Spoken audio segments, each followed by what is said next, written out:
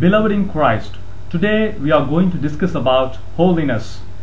The important aspect in a Christian life is holiness, because our ultimate aim is to reach the kingdom of God, to inherit the kingdom of God, that is the eternal life.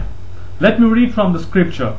Leviticus 20:26 says like this, "And you shall be holy to me, for I the Lord am holy, and have separated you from the peoples, that you should be mine." God separated us from the people so that we have to live a holy life. And 1 Thessalonians chapter 4 verse 3, it says like this, "For this is the will of God, your sanctification."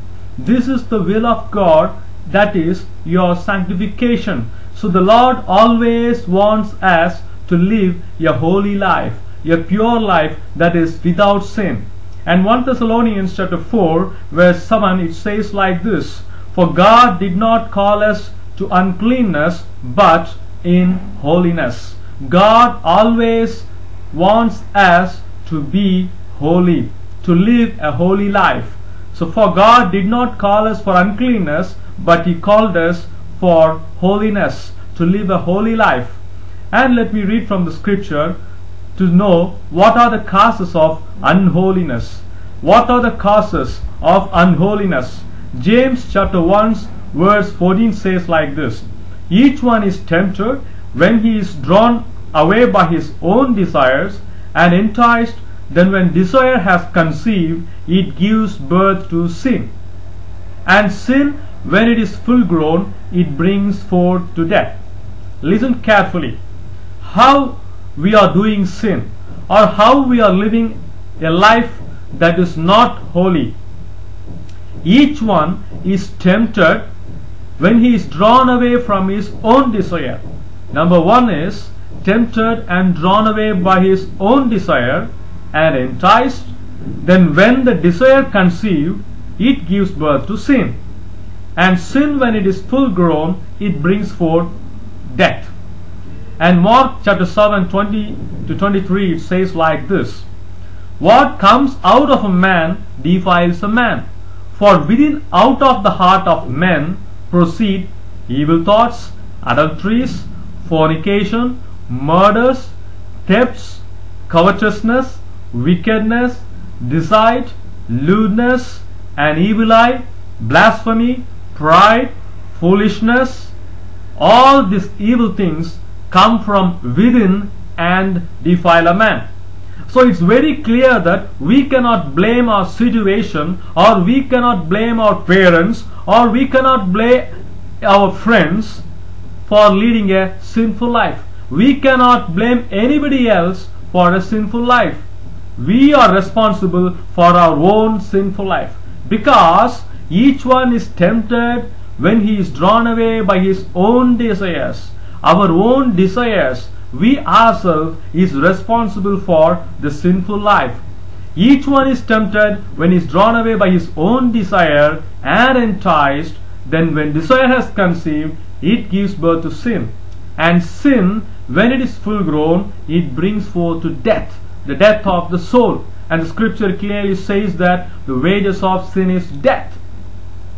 And the Mark chapter 7, it clearly says that what comes out of a man defiles a man. What comes out of a man defiles a man. Okay, now we will see how to live a holy life. 1 Timothy chapter 4 verse 4 and 5, it says like this, "For every creature of God is good, for it is sanctified by the word of God and prayer." So if we want to live a holy life, it's very clear that we by our own strength we cannot live a holy life. We have to live according to the word of God. We have to read the word of God. We have to meditate the word of God, and we have to live according to the word of God, and we have to pray to God. It's very clearly given, "For it is sanctified by the word of God and prayer." We have to spend more and more time with God by reading the word of God, by meditating the word of God, and by praying to God. And John chapter 17 verse 70, it says like this, "Sanctify them by your truth. Your word is the truth." So we have to live according to the word of God. And Psalm chapter 119 and verse 9, it says like this: how can a young man cleanse his way? By taking heed according to your word. By taking heed according to the word of God, and by living according to the word of God. And 1 Thessalonians chapter 5 verse 17, it says like this: pray without ceasing. So we have to pray to God, and we have to meditate and live according to the word of God. And finally, Romans chapter 8 verse 26, it says like this: the Spirit also helps in our weaknesses, for we do not know what we should pray for as we ought, but the Spirit Himself makes intercession for us with groaning which cannot be uttered. So the Spirit, we have to be filled by the Holy Spirit. We have to receive the Holy Spirit, because the Spirit also helps in our weaknesses. So we have to read the word of God, we have to pray to God, and we have to receive the Holy Spirit.